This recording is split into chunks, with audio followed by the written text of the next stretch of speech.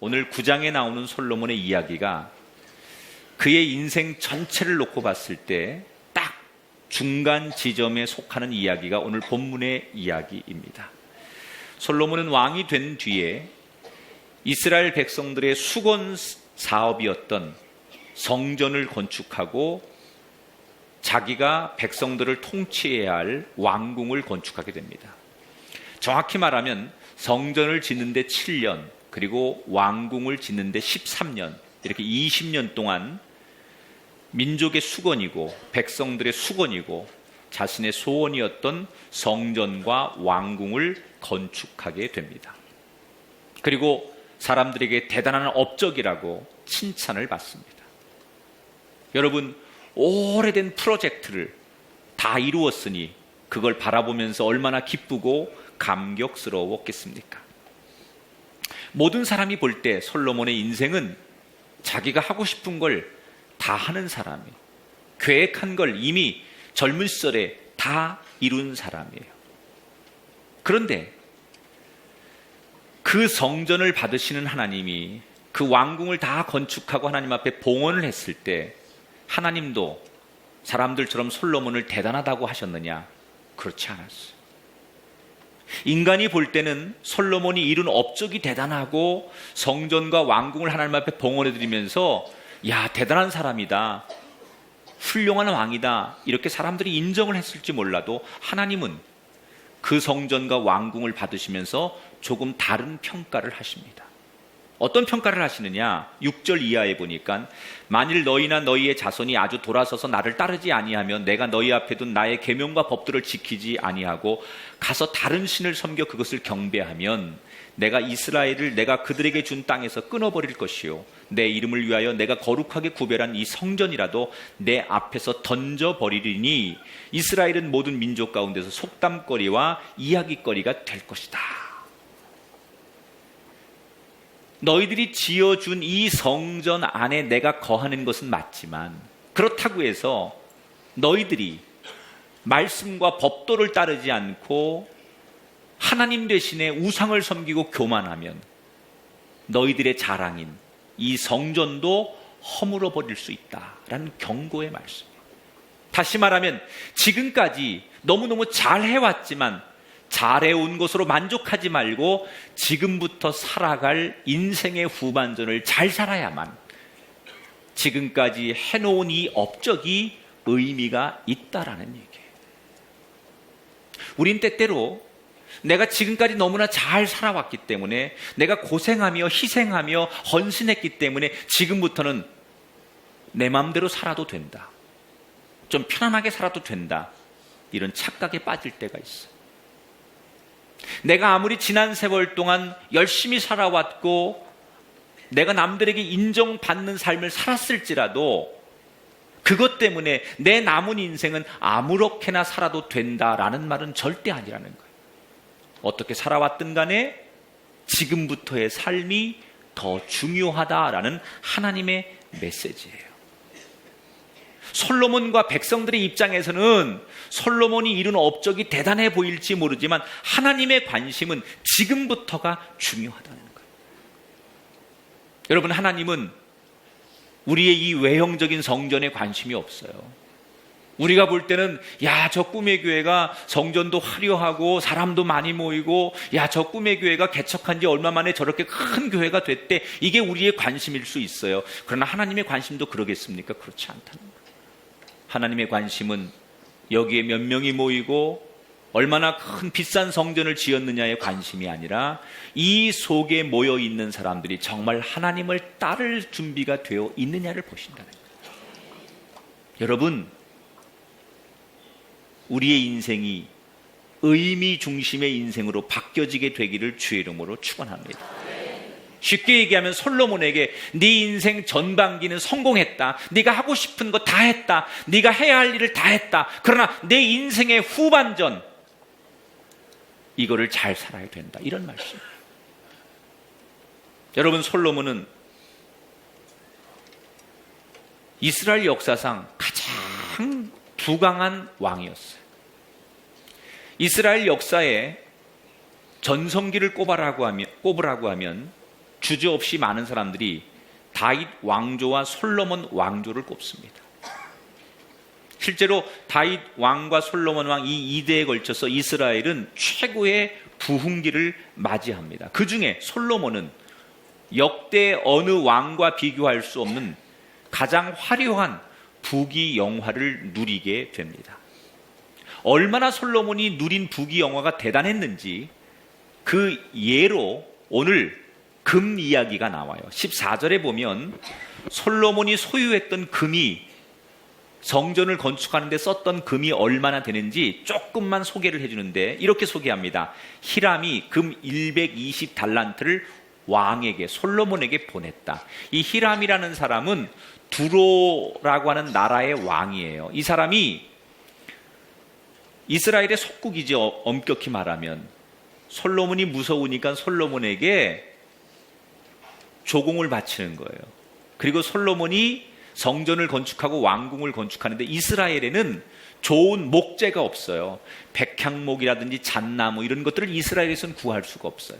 그래서 멀리 있는 두로라고 하는 나라에서 그것을 가져와야 되는데 그 두로라고 하는 나라의 히람 왕이 이 솔로몬에게 적극 협조를 하는 거예요. 그래서 많은 재료와 그리고 인력을 공급해줘요. 그리고 오늘 성경에 보니까 금을, 많은 것 중에 금만 얼마를 보낸다고요? 120달란트를 보낸대요. 여러분, 이 120달란트가 얼마만큼의 값어치가 있느냐? 구약 성경에 한 달란트를 35kg 정도로 환산을 해요. 한 달란트가 무게가 35kg 돼요. 그러면 120달란트를 지금의 이 현대적인 것으로 환산하면 한 4,200kg 정도가 됩니다. 지금 우리나라에서 금값이 1kg에 4,600만 원이에요. 그러면 4,200kg을 우리 돈으로 지금 환산하면 1,932억 원 정도 돼. 한 2천억 정도 됩니다. 두로에서 히람이라는 왕이 보낸 금이 그 정도예요. 그런데 오늘 성경 9장 10장에 보니까 대표적으로 솔로몬이 주변에서 거둬들인 금이 1206달란트예요.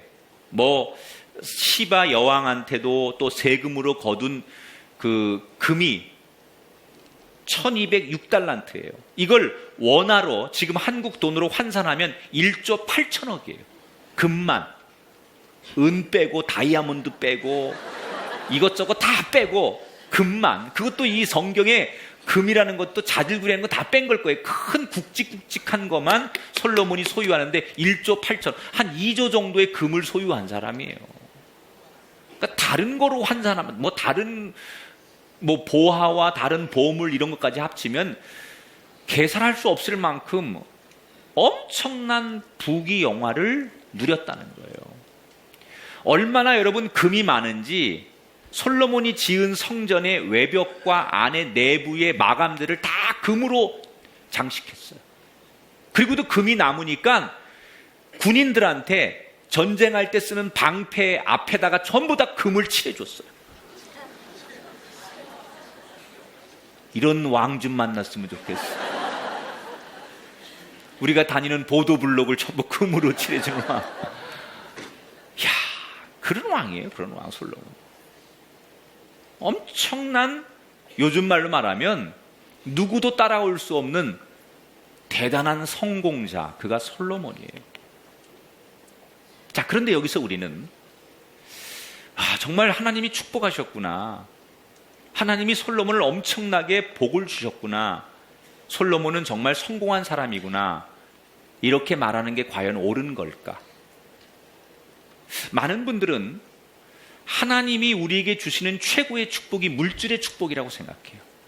아니라고 하면서도 부인할 수 없는 우리의 잔재 속에 하나님이 우리에게 주시는 최고의 축복이 물질의 축복이라고 생각해요. 그래서 우리가 피상적으로 교회에서도 어떤 교인들이 있는데 물질의 축복을 많이 받으면 그 사람은 하나님이 축복한 사람이야 라고 단정을 해요.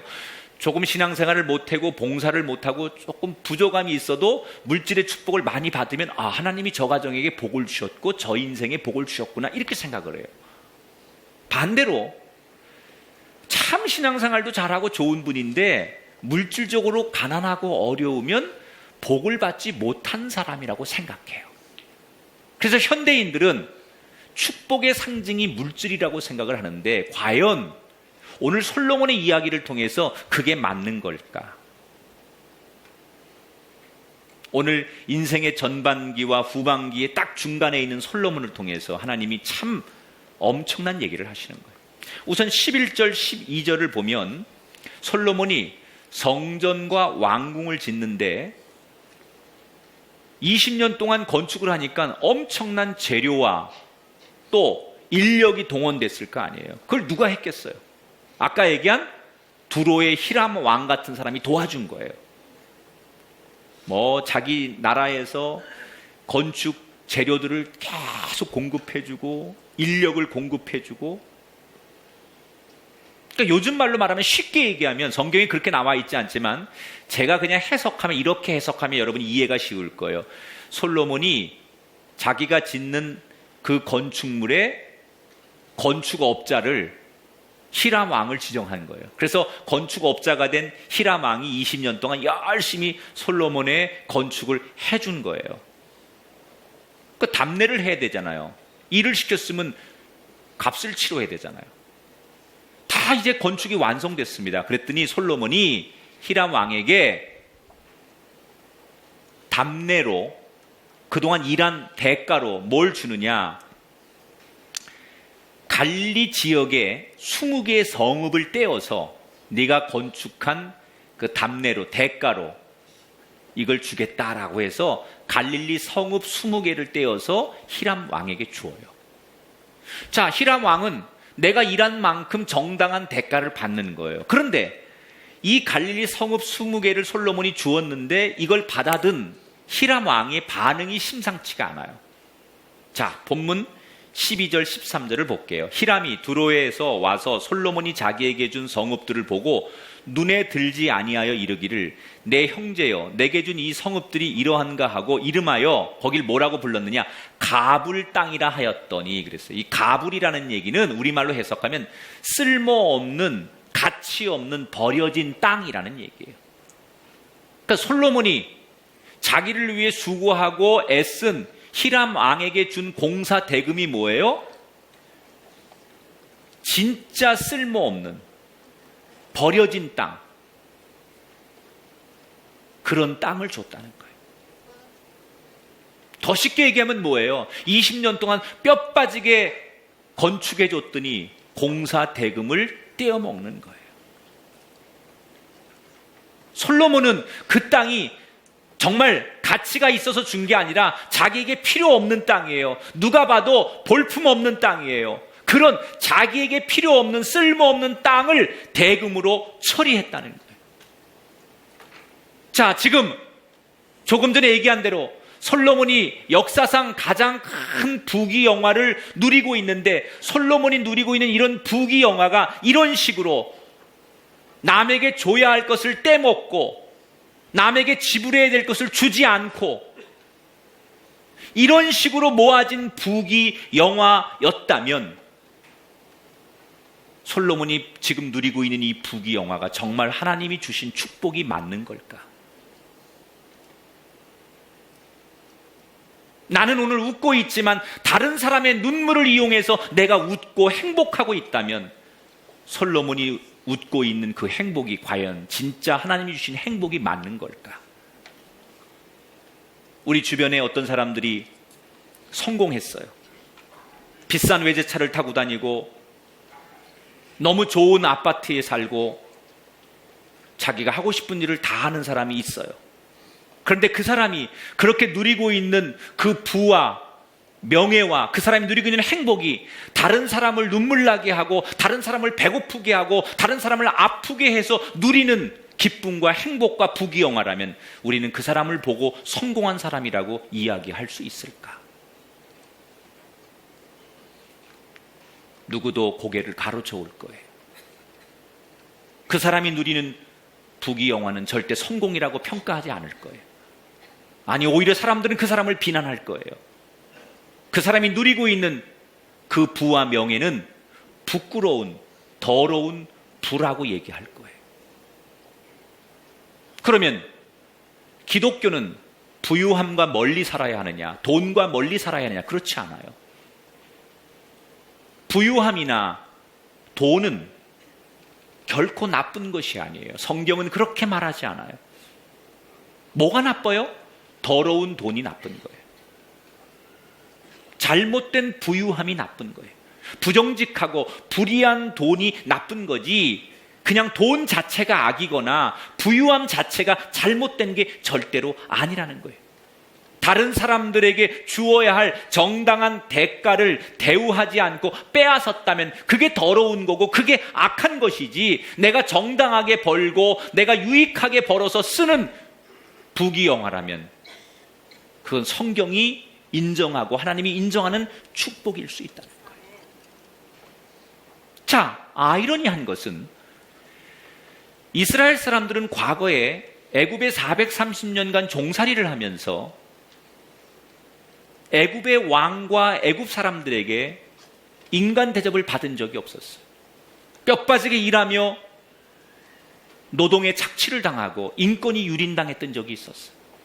그리고 그 과거를 생각하면 치가 떨리고 사람 대접받지 못하고 노동의 대가를 인정받지 못한 것에 대한 분노가 있는 사람이에요. 어찌 보면 이집트의 그 피라미드와 풍요함은 이스라엘 백성들의 피눈물 나는 인권의 유린과 노동의 착취를 위해 세워진 부라고 말할 수 있어요. 이런 모든 불행과 탄압을 겪었던 역사를 가진 이스라엘이 이제는 솔로몬 시대에 와서 자기들이 똑같은 짓을 하고 있어요. 과연 솔로몬은 축복받은 게 맞는 겁니까? 언젠가 자기도 모르는 사이에 자기가 애굽이 되어서 남을 핍박하고 남의 임금을 떼어먹으면서 돈을 벌었다면 솔로몬이 누리는 이 복이 우리가 박수치고 인정하고 부러워해야 할 복 맞습니까?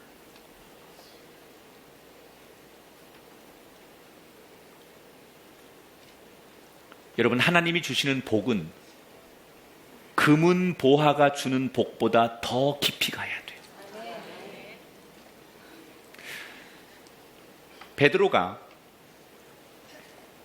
성전 미문에 앉아있는 안진뱅이에게 축복을 할 때 뭐라고 해요?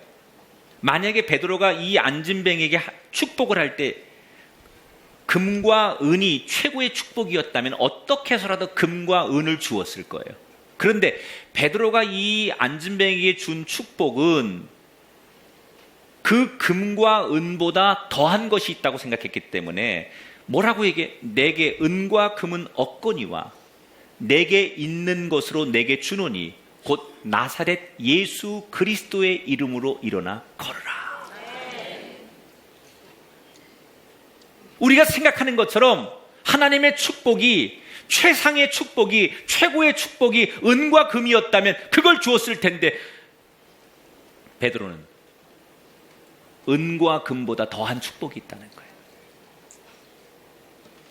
그 은과 금이 줄 수 없는 더 깊고 오묘하고 위대한 축복이 있다는 거예요. 그게 예수 그리스도의 축복이에요.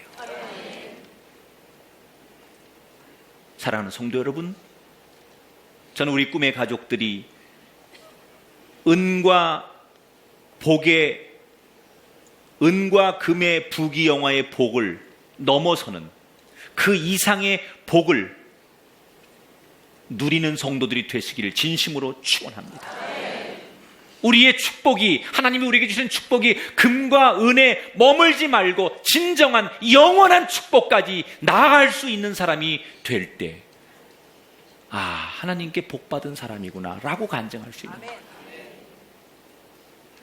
하나님이 우리를 사랑하시는 방법이 물질로만 머물면 안 돼요. 거기에 머물지 말고 더 한 걸음 더 영원한 복까지. 사랑하는 여러분, 솔로몬은 정말 성공한 사람입니까?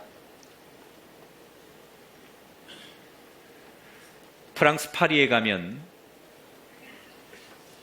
파리를 대표하는 대표적인 건축물을 사람들이 에펠탑이라고 생각해요. 프랑스엔 좋은 건축물이 많지만 가장 많은 현대인들이 떠올리는 프랑스의 대표적 건축물을 에펠탑이라고 생각하죠. 사실 이 에펠탑은 건축적인 의미에서는 좋은 건축물이 아니에요.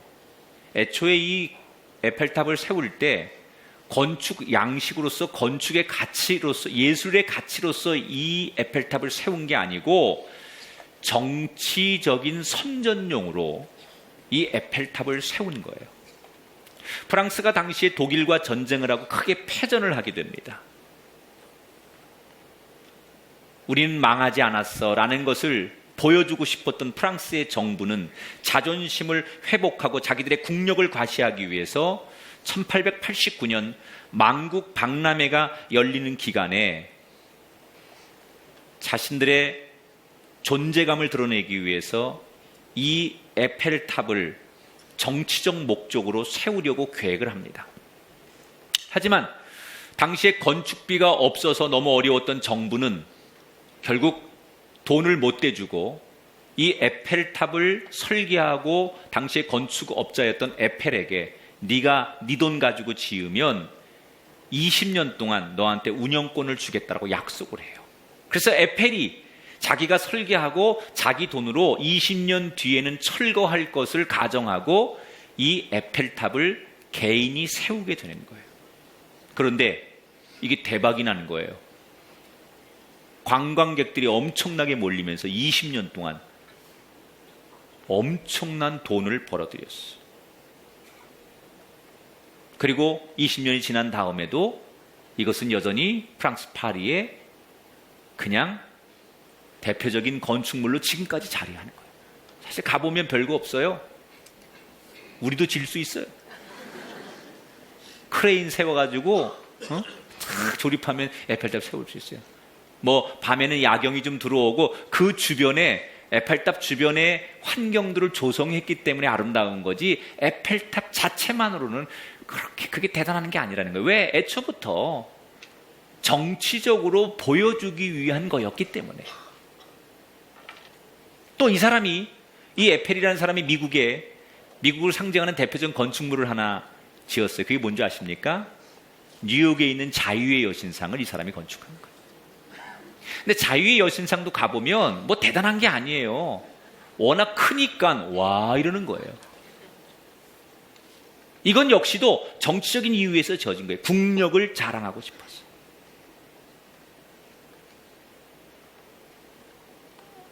정치하는 사람들이 또는 좀 성공한 사람들이 자신들의 능력을 외부 사람들에게 알릴 목적으로 쓰는 방법 중에 하나가 뭐냐? 자기 이름을 걸고 큰 건축물, 높은 건축물이나 큰 건축물을 지어서 자신의 능력을 과시하는 게 역사적인 반복이었어요. 오늘 성경에 보니까 솔로몬도 예외가 아니에요. 솔로몬은 성전을 건축하고 자기가 살아야 될 왕궁을 건축한 다음에 각 도시마다 엄청난 건설 프로젝트를 진행합니다. 요즘 말하면 신도시를 막 개발하는 거예요. 여러 개의 도시에다가 건축물들을 짓고 그리고 거기서 들어오는 세금들이 다시 중앙정부로 들어오고 그러다 보니까 경제가 활성화되니까 또 그 돈을 가지고 또 건물을 짓고 그래서 점점점 이스라엘은 부강해지고 경제적으로 윤택해지는 거예요. 하루가 다르게 여기저기 초현대식의 건축물들이 생기고 사람들이 생활 환경이 개선되고 경제적으로 풍요해지니까 모든 사람들은 솔로몬 얘기만 나오면 훌륭한 왕이라고, 대단한 왕이라고 그를 치켜 세웠어요. 하지만 그가 이룬 대단한 업적 속에 우리는 불행한 이야기들을 발견할 수가 있어요.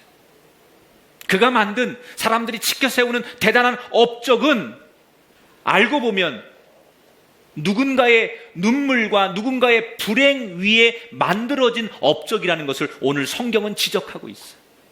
예를 들자면 오늘 16절에 솔로몬이 지은 도시 중에 하나가 게셀이라는 도시가 있었어요. 이 게셀에 대한 이야기가 오늘 나오는데 16절에 이렇게 소개를 합니다. 같이 읽어볼게요. 시작. 전에 애굽왕 바로가 올라와서 게셀을 탈취하여 불사르고 그 성읍에 사는 가나안 사람을 죽이고 그 성읍을 자기 딸 솔로몬의 아내에게 예물로 주었더니.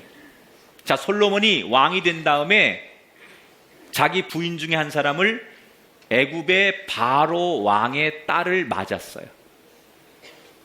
옛날 왕들 여러분 우리가 다 사극 드라마 같은 데서 보다시피 강대국일수록 주변 나라들과의 정략적 결혼이라는 걸 하잖아요. 솔로몬이 애굽의 바로 왕의 딸을 아내로 맞이해요. 바로 왕이 자기 딸이 시집 가는데 솔로몬 사위에게 그냥 보내지 않고 지창금 선물을 하나 보내는데 게셀이라고 하는 도시 땅을 솔로몬에게 주어요. 이거 우리 딸 시집가는 기념으로 너한테 줄게. 그리고 솔로몬에게 게셀이라는 땅을 선물로 공짜로 줍니다.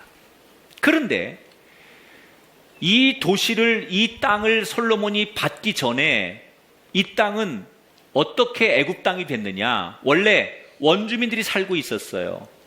이방인들이 살고 있었어요. 그런데 애굽의 군사들이 들어가서 무작위로 사람들을 죽이고 성읍들을 불태우고 그래서 강제로 탈취한 땅이에요. 그러니까 이 게셀이라고 하는 땅은 거기 살던 사람들에게는 너무나 비극적인 아픔이 있는, 고통이 있고 쓰라린 상처가 있는 그런 비극의 장소였어요. 수많은 사람들이 거기서 죽었어요. 그래서 얻어진 땅이에요. 그런데 솔로몬이 그 땅을 공짜로 준다고 하니까 그런 비극적인 역사가 있고 그런 고통이 있는 그런 땅이라는 걸 알면서도 그 땅을 덥석 받아들이게 돼요. 솔로몬은 누굽니까? 하나님이 세운 왕 아닙니까? 이방 왕, 바로 왕은 하나님을 모른다 할지라도 솔로몬은 하나님 앞에 정직해야 될 사람 아닙니까? 하나님이 세운 의로운 왕 아닙니까? 그런데 솔로몬이 이방 왕이나 다를 바가 없는 거예요. 남의 땅을 강제로 빼앗은 걸 알면서도 공짜기 때문에 그 땅을 아무 꺼리낌 없이 그냥 자기 땅으로 받아들여요.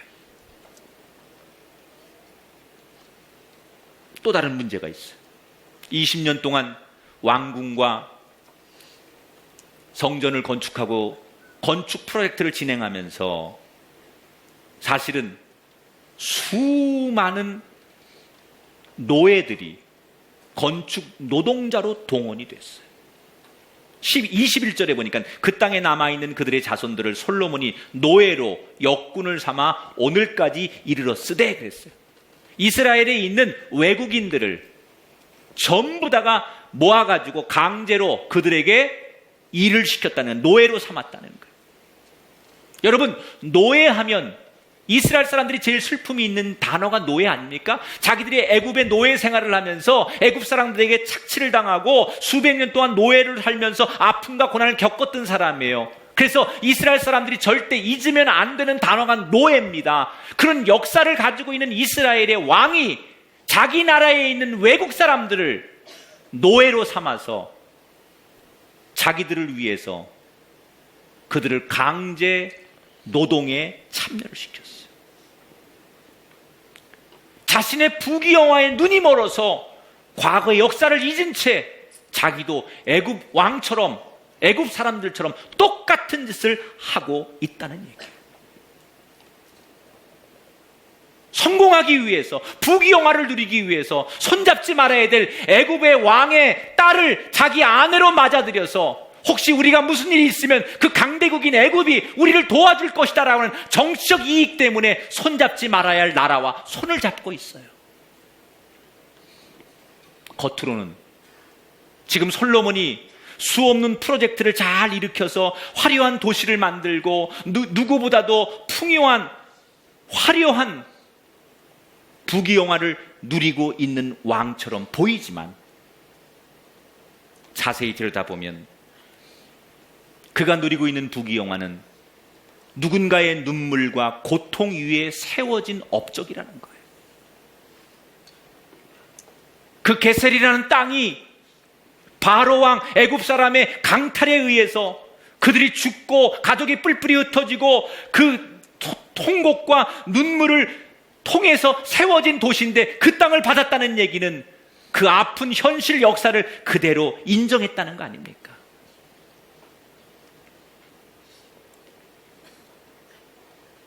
외국인들을 하나님의 사람으로 보지 않고 무시하고 멸시하는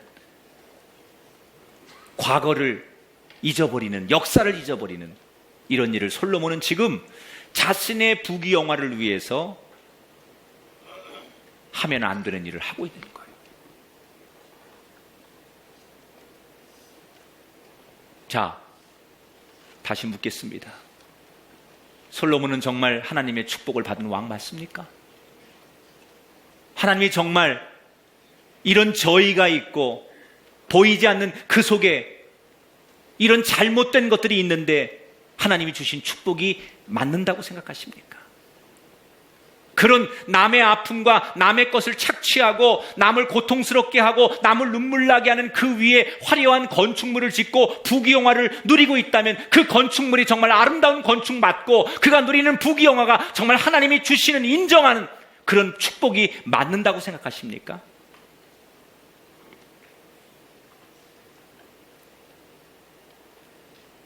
오늘 우리 성도들이 지금 내가 누리고 있는 성공의 바닥에 누군가 억울하게 눈물 흘리게 하고 내가 누리고 있는 성공을 지금 살고 있다면 여러분의 성공이 성공이라고 말할 수 있습니까? 내가 지금 웃고 행복하게 살고 있는 지금의 이 삶이 누군가에게 고통이 되고 누군가를 탈취하고 누군가의 삶을 쪼개고 누군가를 아프게 하고 그 위에 세워진 행복이라고 한다면 여러분의 행복이 정말 하나님이 주신 행복 맞습니까? 겉으로는 솔로몬은 부귀영화를 누리고 최고의 복을 받은 사람처럼 보이지만 그 속에는 잘못된 파멸을 예고하는 이야기들이 숨어 있어요. 개인으로는 솔로몬이 훌륭할지 모르지만 하나님은 결코 그런 솔로몬을 아름답게 보지 않으실 거예요. 우리는 한번 우리 자신을 이 말씀 앞에서 냉철하게 바라봐야 돼. 우리가 지금 이렇게 우리 민족이 잘 살고 GDP가 2만 달러가 넘어섰다고 할 때 우리나라에 오는 외국인 노동자들이 많습니다. 오죽하면 한국에 오는 외국 사람들이 뭐라고 해요? 코리안 드림이라고 해요.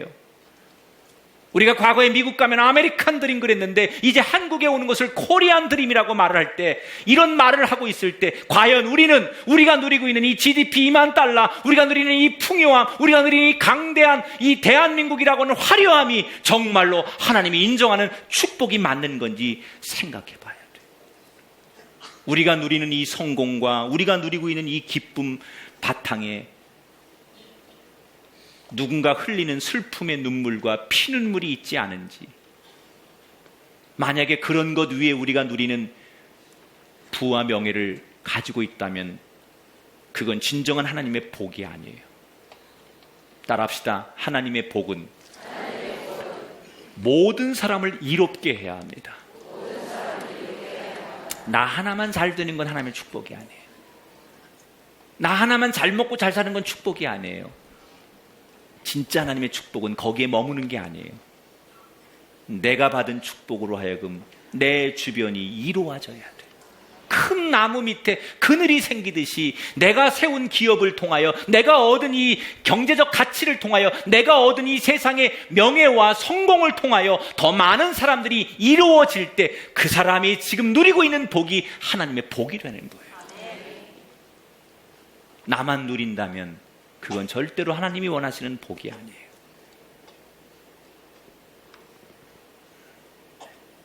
이미 젊을 때 솔로몬 인생의 전반전에 솔로몬은 모든 걸 다 이루었어요. 사람들은 그런 솔로몬을 부러워하고 그런 솔로몬을 대단하다고 얘기할지 몰라도 지금 하나님은 솔로몬에게 경고하시는 거예요.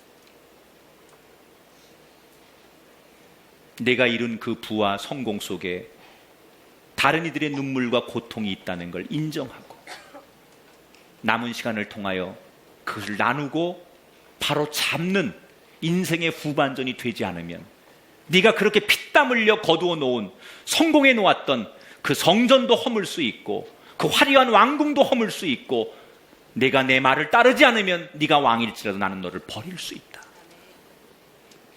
인생의 후반전, 전반전과 다르게 살아야 한다는 이 하나님의 메시지를 솔로몬은 지금 들어야 돼요.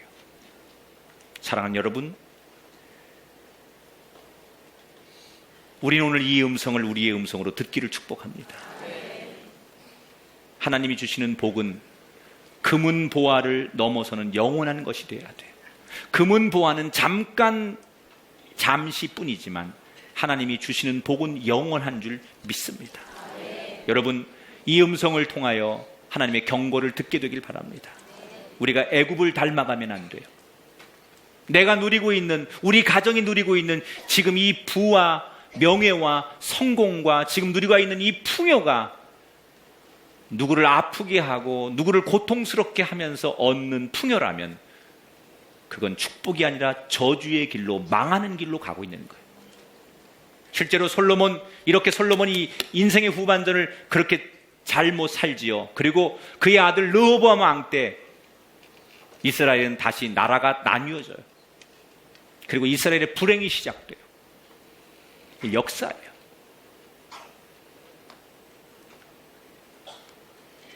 오늘 여러분이 하프타임,